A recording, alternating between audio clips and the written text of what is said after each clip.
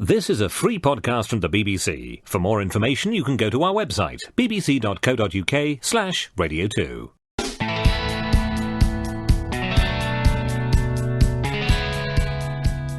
Very good morning to you. And naturally this morning, as Barrowlands Boyd's been in since about 3 o'clock, sorting through the hundreds of emails and faxes and letters, and nearly all of them about the Eurovision Song Contest. But I think we have to of course, we'll refer to it in the course of the morning, but I've said all that I need to say, I think, for the moment anyway. Well, we know that spring has finally sprung, says Jan of Darrant. Never mind the rain lashing against the window panes, so very seasonal. And the sound of swallows gargling, and the wind howling round the rooftops. And Bill and Kate are back for Springwatch. Billy and Katie back for Springwatch, dressed for the elements in 3 layers of clothes, scarves, gloves and woolly hats. Global warming gathering pace. Well, we shall doubtless hear more about the doings of Bill and Kate on Springwatch. Great pals of ours. We had a wonderful time down there last year. As we know, Ken Bruce is a red bus man. Yes, indeed. And I got to know Ken a little bit better in Belgrade. We were both the worse for drink most of the time, but a hearty companionship grew, because, of course, we shared a shower and a microwave. Oh, Johnny Walker is a Harley man. What, a Hardley man? No, and recently shown an unhealthy interest in caravans. Yes, do you know, I'm not surprised. He's always been slightly barking. So have you, and the present Lady Wogan, been tempted away from conventional transport. I expect yours is not really a limo, a helicopter, or a private jet sort of thing. A bicycle built for 2, yes, it's a great life, a wheel. The option for someone with style. And, of course, the good lady pedalling in the front. Well, here's an idea. Yo, Resigner boy. Yes, cheese-eating surrender monkey, that's me. Yo, Resigner boy, here's an idea. Let's open the Euro twaddle to America. Each state has a vote, and we only tell them about our entry. Okay, just keep it from them. Ching, we win, or we rename ourselves. Now, here's a really workmanlike suggestion. Hurts a bloomin' lot when the block voting kicks in a go in you. It's a Tuesday, and I hope Johnny Walker looked after you well. I'm sure he did. He had some help, I understand, from the whistling gypsy, old Deadlycoat. When I got home from work last night, said the sender of this, my wife demanded I take her out to someplace expensive. So I took her to the petrol station. Aha! My wife said after the Eurofast that you were going to throw in the towel. Says Saunders of Bungie, where we all have Van Gogh's ear for music. I think you're taking it too hard. Nobody blames you. Oh, would that were true, but I'm sure it's only a matter of time before somebody says it's all Terry Wogan's fault, you know. If you're looking for work, that Nigel Pargeter in the Archers is looking for dry stone wallers. Apparently you have that in your wallet. He need look no further. On an Archers-related matter, I saw Michael Burke on his boat in Turkey. Michael Burke's got a boat in Turkey. Johnny Marsh has got a boat in a marina somewhere in the south of England. He never leaves it. The marina, I mean. He was wearing a T-shirt with the legend, "Not now, dear, it's time for the Archers." He explained he wore it to baffle German sailors. Good man, Michael. I threatened him with exposure on your programme. There you are, you see. You think newsreaders just sit there looking glum and morose, but they're a jolly soul. Well, at least Michael Burke is. A chuffer, Dandridge. Good morning. What ho, me old Eurosceptic? Now, I've heard a lot about Russia winning the East Eurovision Song Contest, but to my mind, they couldn't fail. They had a skater in the act, so they had Michael Flatley on skates. That's like having a sand dance over here. It just screams showbiz. I thought the Croatian act would have troubled the judges. It seemed like a Chuffer Dandridge tribute act, and the old bloke in the fedora and the white suit shouting at the audience.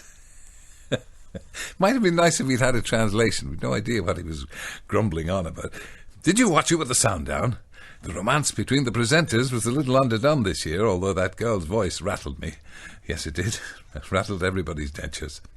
And the green room antics seemed forced. No, I thought it was a spontaneous delight. What went on in the green room is always the high spot. Or possibly that girl in the middle of Belgrade, in front of the City Hall.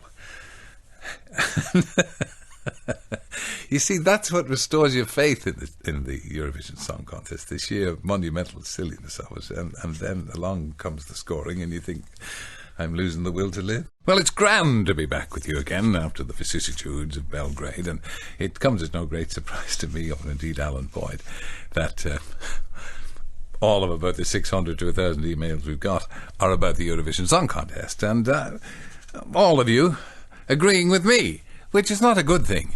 You know, we like a bit of disagreement and a little bit of what can only be described as badinage. But all of you seem to think we should be pulling out of the Eurovision and all the rest of it. Now, the BBC won't pull out of the Eurovision. It's too important to them. It gets great viewing figures. It's enormous entertainment until the voting starts. And, well, who, where, why and how must have been on your lips on Saturday night. Who am I? Where am I? Why am I here? And how do I get out? No, I love the contest. I absolutely love the contest, as I always love the contest. But just over the last 8 years or so, it has become far too politicised. And it's a great pity that somebody as good as Andy Abraham, and with perhaps our best song for ages, and we still come last. And that Spanish song got about 35 more votes than we did. And the Bosnia-Herzegovina one as well. And why? Good to have you back at last. Hello to my darling hubby Simon. Yes, Lucy, who ran the Plymouth Half Marathon on Sunday and spent the rest of the bank holiday looking like a cowboy without a horse. They're very proud of you, Simon. And so, well, they should be. And as I said, most of the mail this morning is obviously about the Eurovision Song Contest. And obviously I made a few obvious points that you agree with. But bing, bang, bong, the singers sing. But what's the answer to their riddle? Because, mind you, chums, it doesn't really matter, as the scoring's a right blooming fiddle. In days of old, so I've been told, Euro voting was right and proper, with no chicanery to spoil the poise of Katie Boyle. But alas, that's all come a cropper. For now I fee the Eastern Bloc is here, making sure all Western hopes crumble, as unpronounceable states give deux points to their mates. So for once, let's forget, mustn't grumble. Oh, crookie, we must keep the best side out. And this past weekend, says Otto be working in Bristol. My wife and I are sitting at a table at my school reunion. Will you take the wife to the school reunion? And I kept staring at a drunken lady swinging a drink as she sat alone at a nearby table. Oh, yes. Do you know her? My wife asks. Yes, she's my old girlfriend, I understood. She took to drinking right after we split up after those many years. I hear she hasn't been sober since. My goodness, says my wife. Who would think a person could go on celebrating that long? I would imagine that if you organised a campaign, says Paula Hill, still most of the mail this morning, as you would come no surprise to you, or indeed me, about the Eurovision Song Contest, and most of you think we shouldn't be taking part anymore and all the rest of it, but you can be sure that the BBC will want to continue to take part. And as far as I'm concerned, I'm keeping me powder dry until I see if there are any changes going to be made, because some changes have to be made. And Paula Hill said, I'd imagine that if you organised a campaign among the many expats who listen to your show, the ones who can still vote for the UK, as long as they're not here, you'd be able to affect the vote in our favour. After all, it seems every other person who listens is living abroad. Yeah, but most of them are in the land of the long white cloud, or down in the Antipodes, or South Africa, or China. We just don't have enough former residents of the UK living in Central Europe or in what used to be called the USSR. And until we do, we're only going to get the odd vote from Ireland. And having just been to the dentist, says Gladys not Monday, I'm feeling a bit sorry for myself. Apparently it's a lot of work to be done in the future. Yes, well, the dentist has to make a living as well, you know. I decided to cheer myself up by buying a new lipstick. As I really needed cheering up, I went to the counters of a local department store. No. Choosing the stand where there wasn't an assistant in sight, giving an opportunity to investigate the prices before anyone came to help, the assistant appeared as if from a hole in the ground, with the look of a lioness tracking her prey. I was then faced by someone young and attractive with impeccable makeup, and I instantly felt, it's a bit like Love Soup, this, isn't it? I instantly felt like a frump who had thrown on her makeup with half a numb mouth from the dentist, hence dribbling down my chin. Yeah, there's nothing more embarrassing. You're a very plucky woman to have gone into a department store having just had a visit from the dentist, because half the mouth is gone. And you know, what am I doing? I can't feel anything. You're dribbling. I explained I was looking for a lipstick, and she suggested a colour, which looked okay, despite the fact that my mouth is still wonky. And as I paid, about 3 times the normal amount, she said she'd put a sample of something new in the bag for me. Oh, and when I got home, I looked at my purchases. Now, lipsticks usually have names like Rose Passion, Hot Nights, Roaring Red. Mine was called Beige.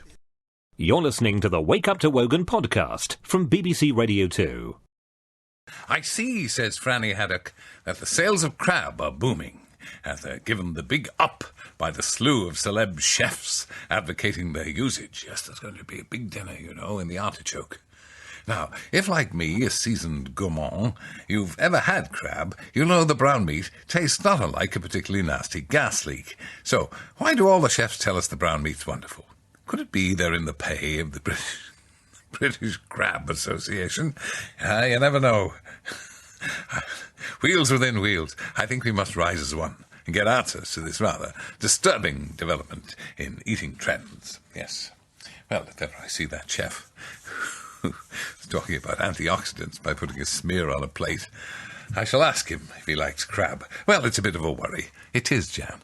We may have lost the Eurovision, but Lewis Hamilton won the Grand Prix, and English cricketers have trounced the Kiwis, and indeed, our footballers trounced the United States of America, the worst football team in the world, 2-0 last night. Woohoo! Does this mean we might be on a bit of a roll? Have a few winners at Wimbledon? Well, Andy Murray played like God yesterday. Yes, he did, in Paris. If so, who's going to commentate on the matches? For the TV companies, they've relied for years on British players being knocked out in the first round. Yes, I do like, what's his name? Oh, I've forgotten his name now. You see, the early onset. The only honest commentator who says, England, he said, we don't do friendlies, do we? And we don't do competitive ones either, do we? It isn't a bad old morning down this neck of the woods, lads. I hope it's shiny on you. We could do with the change down south with all the rain.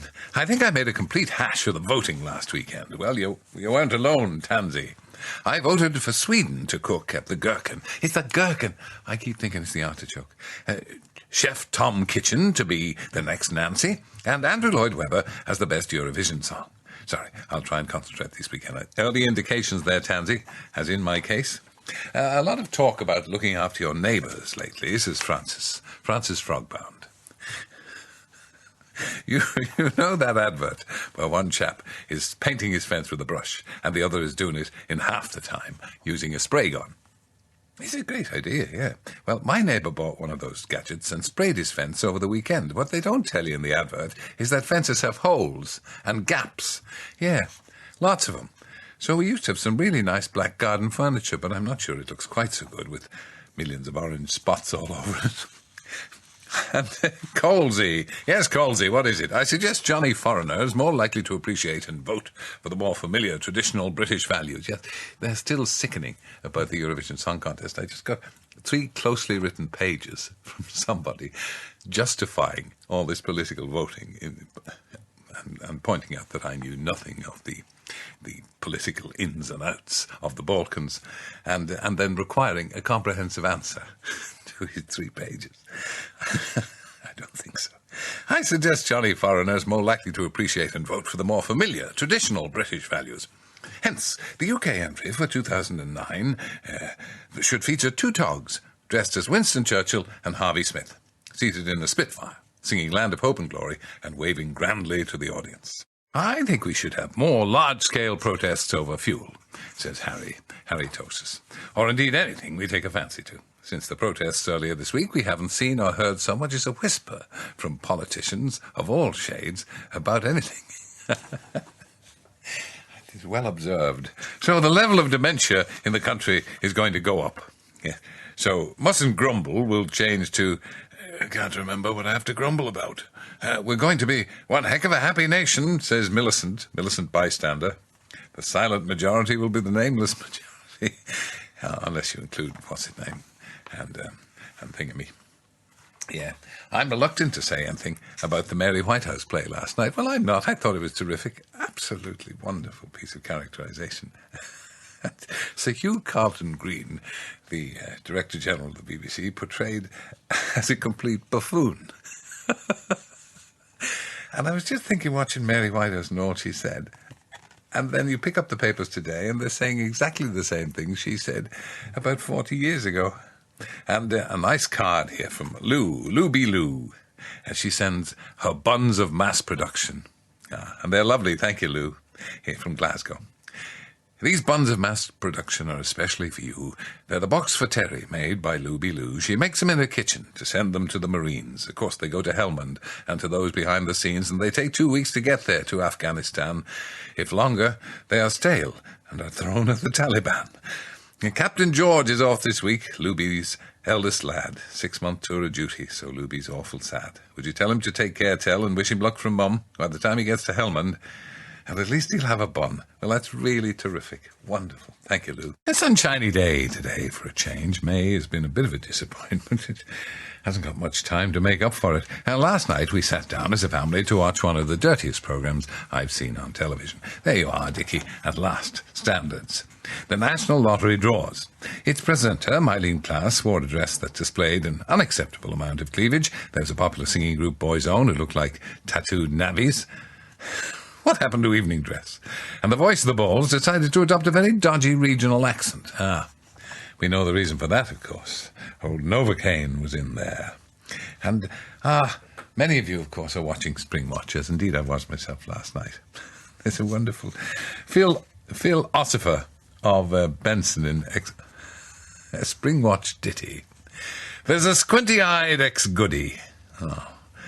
By the side of where Kate men do, he's snuggled up beside her oh so warm. But he has to fight for her affections with the members of the crew, and around them all the little creatures swarm. They've set up camp in Norfolk. It's as cute a place to be. There's a duck under their portaloo and kingfishers up a tree. But all those little cameras make me think of surgery. And Kate's unbraided hairdo is like the sunshine in the morn. Her dulcet tones explain in full as we watch a new foal born. What's that I heard Bill exclaim? I'm sure he's gone and sworn. So from barn owls to rotting reindeer to jays and strutting cats, we've had our fill of osprey and presenters' woolly hats. We've seen woodpeckers tapping pylons and a chaffinch as it flits. But what the hidden camera never shows is Kate Humble's makeup bag. I've been listening to some expert on forgetfulness, and according to him, if you have trouble following some conversations or programs, it's a bad sign. Well, I've been listening to some program now every weekday for a number of years, 7 to 9 on the old light program, and I don't understand a single thing. And at times, I even take part. Donegal. What can I say to comfort you? And it's the long-anticipated summer half-term. Yes, I've had many a letter about that. The weather over the half-term. The Gardner family, says Karen, who's nearly afloat in East Wiltshire. We're going camping in South Wales, long sunsets over the Severn. Fish and chip suppers, sun-kissed children. Never mind the rain, dear, said the present Mr. Gardner. We can holiday at home, catch up on a few jobs. And on Thursday, I'll organise a surprise day out. So I've sanded, varnished and grouted, mown, weeded and pruned, and this morning I have my surprise, a whole day out on a canal boat. A tiny floating space with all my children and my husband shouting instructions. Funny, we're told by old Golden Brown and Company that all those extra taxes we have to pay were for green reasons. Presumably to persuade us to use less fuel. So now Brown and Darling are in Scotland trying to persuade the oil companies to produce more. How does that work then? I don't know. Lend a hand. Nobody knows how it's working at all. And it was nice to meet Phil Monty when I was in Belgrade. We haven't heard from him for ages. A decent man. And they've got in again. Who has?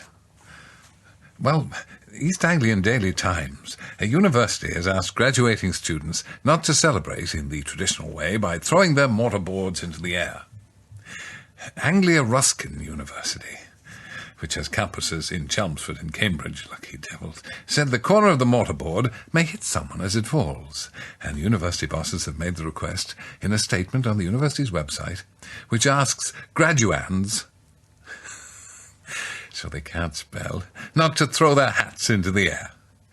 This not only causes damage to the hats, can also cause injury if the corner of the hat hits a graduate or a graduand and others who may be nearby.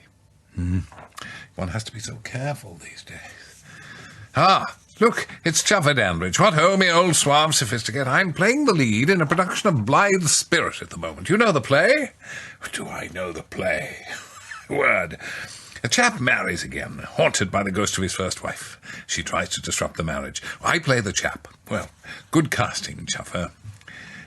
He's sort of caught between the two. The odd thing is the production has 2 female co-directors, so it's a case of life imitating art. I'm not saying I could marry one, while the other has supernatural powers, but you know, if it's for the good of the play, right, and the director's discretion, of course, because the play's title is taken from Shelley's poem To a Skylark, which means I can work in bits of Springwatch-related business. Why, you're in Blithe Spirit. Hail to thee, eh?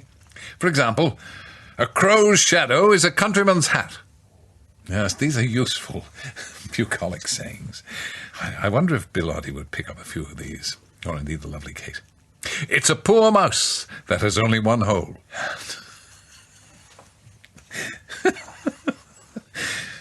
And the pigeon and the pine marten may only meet in a pie. Please make a brief comment, talking of lucky ones, lucky women.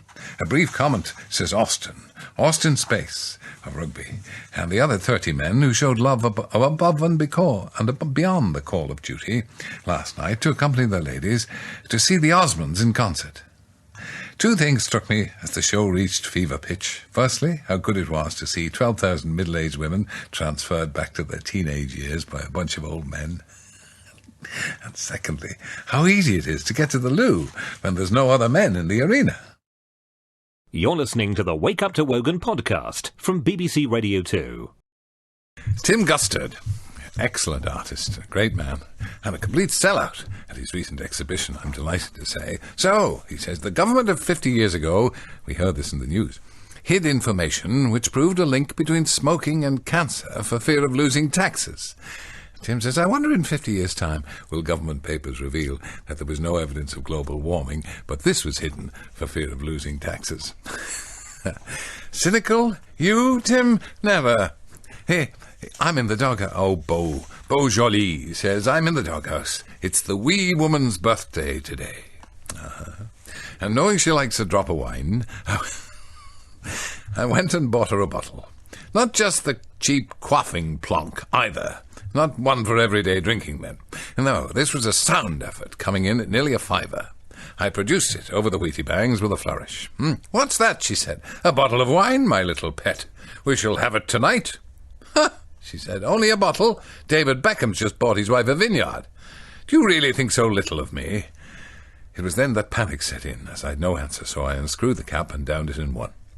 It seemed to add further to her bad humor. Women, I just can't understand them.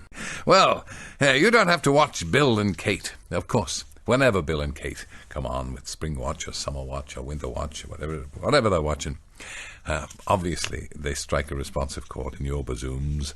Well, Bill and Kate with their blue, crested and long-tailed tits. You don't have to watch them to know that spring has sprung, says Jan, because postmen are now sporting shorts. The milkman is leaving leaflets for the purchase of charcoal and barbecues. The roads are clear because it's half-term, and the butterflies are emerging as we speak. Not the fluttering winged variety, but the tattooed kind, on newly exposed backs and midriffs. And with the greatest respect to a very fine footballer, and I'm sure a decent fella, Bex, in the name of heaven, why did he have a tattoo up the back of his neck? What? And why? Well, we knew we had no hope in Eurovision. Why was that, Simon Whittam? The moment you endorsed the dustman, he was jinxed. Is it true that Hillary Clinton has been in touch, asking you to back Barack? Ralphie says, I'm off to Cannes on Sunday. You picked the wrong week, Ralphie. It's the week before that they had the film festival and all the German dentists standing around.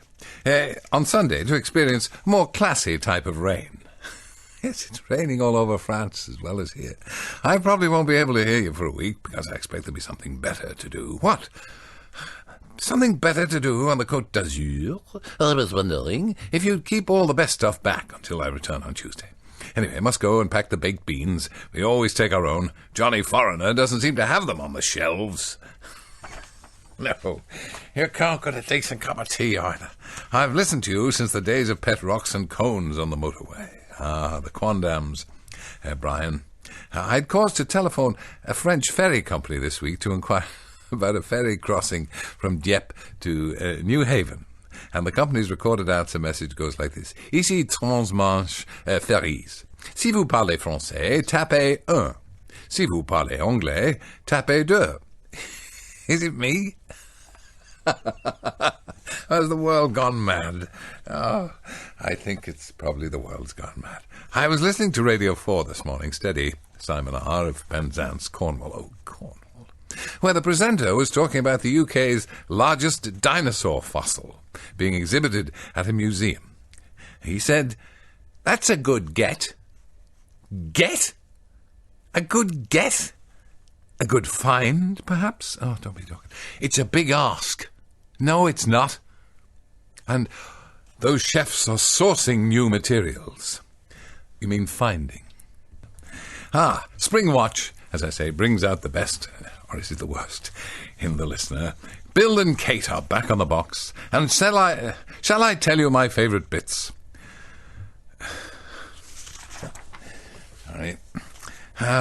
Another Springwatch ditty from Philosopher.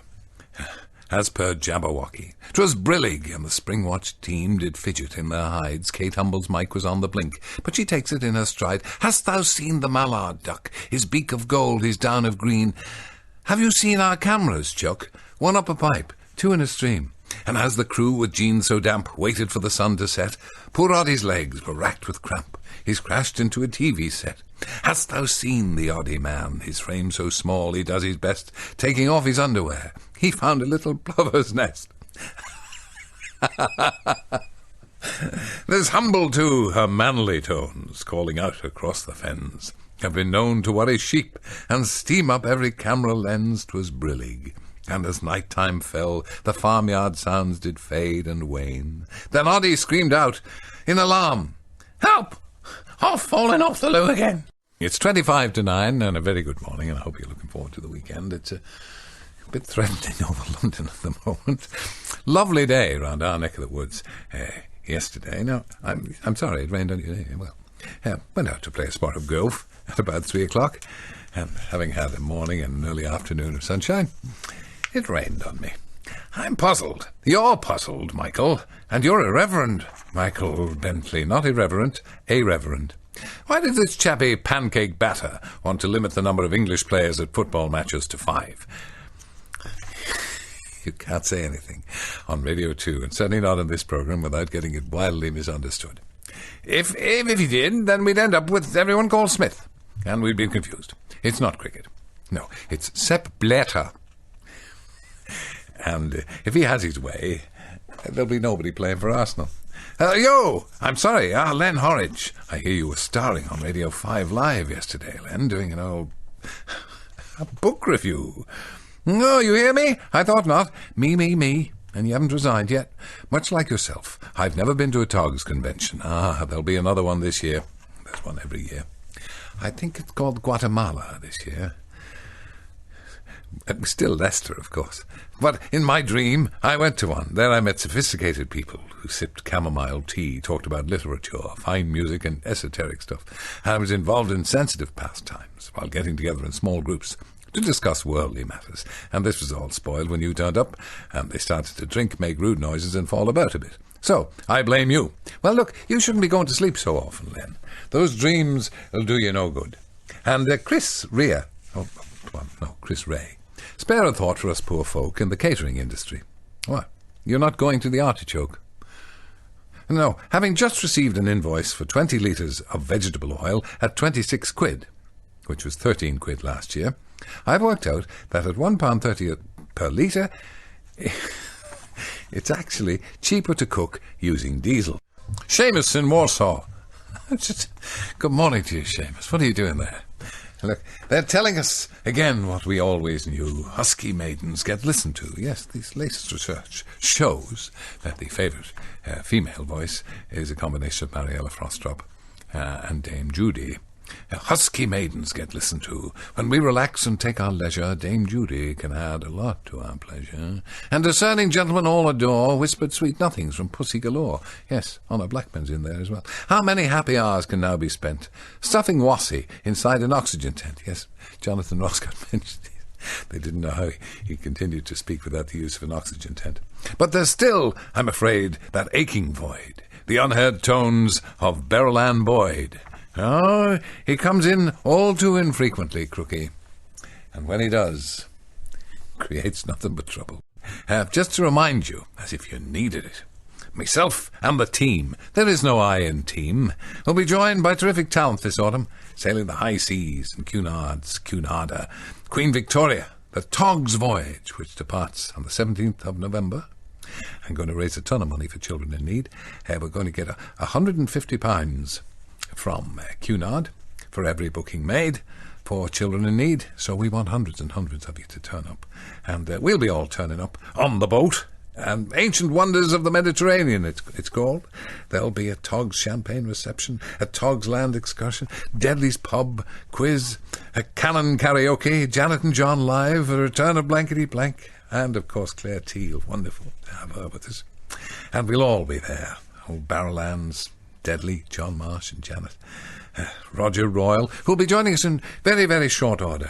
So it sounds terrific, and I'll be letting you know more about it. But you could find out about it, and if you wanted to, even book www.togscalendar.org or the Cunard website, or Cunard line. So you can be counted as a Tog. Book 0845 071 0300.